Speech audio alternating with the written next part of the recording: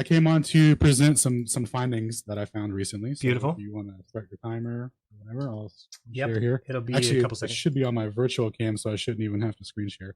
1 second. I should just be able to transition. You see that? Yep, we see it. Perfect. Okay, so this is Dufour and Prunier, two Frenchmen in 1942 who did supplement Sagnac experiments, right? So the first experiment configuration that they did is that they reproduced the Sagnac experiment in its full effect, meaning that they changed nothing from the original configuration of the apparatus. They actually even were able to use some of the original parts that Sagnac used, and so the only difference that they did is they doubled the diameter of the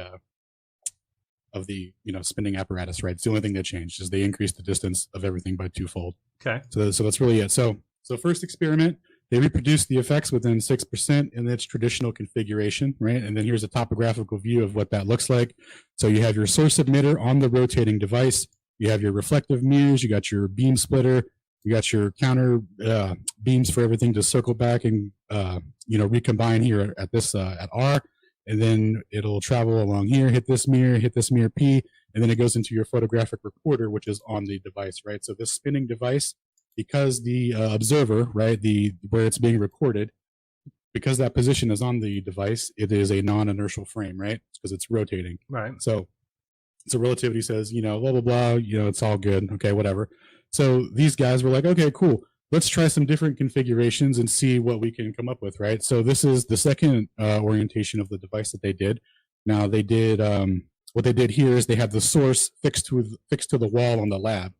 And then they just were projecting the light in on the rotating device. And it was, long enough to get an imprint on the photographic plate, right? Okay. And the fringe shift patterns that they measured with that also were in agreement with the Sagnac effect, which is to be expected, and that's also in alignment with special relativity's second postulate about the speed of light being independent of the source of what's emitting it, right? So very cool, still in alignment, still all good so far.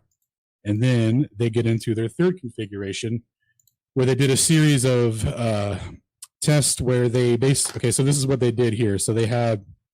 So this is the bottom apparatus, right? This is like a side angle view.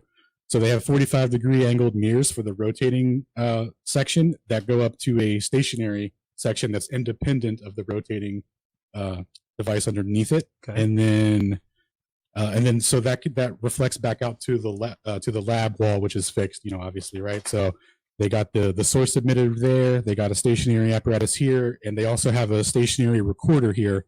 And in addition to the stationary recorder here, they have a recorder on attached to the outside of it here, so that there's one attached to the rotating device, right? And it also takes a split reading too, from that. So they have a reading stationary and one's fixed to the non-inertial frame, right? So what they found was that they had to make some adjustments to the device. So there's the final configuration here, but same exact premise that I just laid out. Okay. Now what they measured is the exact same effect as the Sagnac effect, which is completely impossible if there's no ether, or if relativity theory is true, the translation of motion should not affect the stationary observer at all, which is fixed to the lab frame. It's a complete absolute failure for relativity. And then so more on that. It gets into the calculative nature of which reference frame do you use? How do you how do you really hammer home that this is bad for relativity, right? So what these guys did is they go through here and they're explaining how the reference frame is determined by where the observer, or where the location that's being recorded, right? So in relativity, they say, you can choose any reference frame arbitrarily here, but in this case, for the Sagnac device, how they would try and explain it is they would say, hey, we'll be here at the middle of the device where we could say it's not rotating, and then we could project out our calculations, right, and it's all good. So so they say that center point is arbitrary. They do it for convenience, blah, blah, blah, right? Well, it's not true. So in that configuration where the reference frame isn't arbitrary, it's on the fixed wall, right? So what they did is they calculated the relativistic effect for the traditional, for an observer that's on the traditional configuration, and it failed by, what was it? by 100-fold or whatever. So the classical theory, the ether theory, predicts a fringe of 0.053 Right. based on that configuration, and relativity came up with 0.005. Like, it's a complete failure to explain that to explain that effect. If you have to force if the reference frame isn't chosen arbitrarily and you have to do it, where it's intended. And this guy, Paul Lavue, who's like a relativity master, who co-opted the original Sagnac effect through general relativity using a special metric tensor that basically says a rotating device's energy is equivalent to what would what would produce a gravitational field, because energy is equivalent to gravity or gravitational effects in general relativity. Right.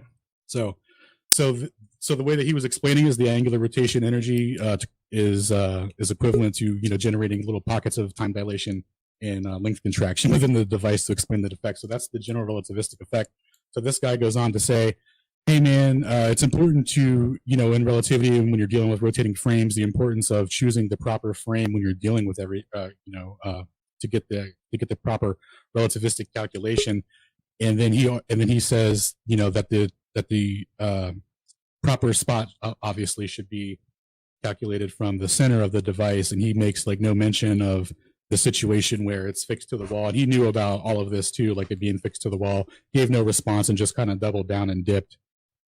So yeah, complete obliteration of I can't wait for Tuesday. Well, it's dude, like, yeah. So yeah, we'll hit me up after your show if you got time, and we could kind of talk about that. Sounds good. We'll do that.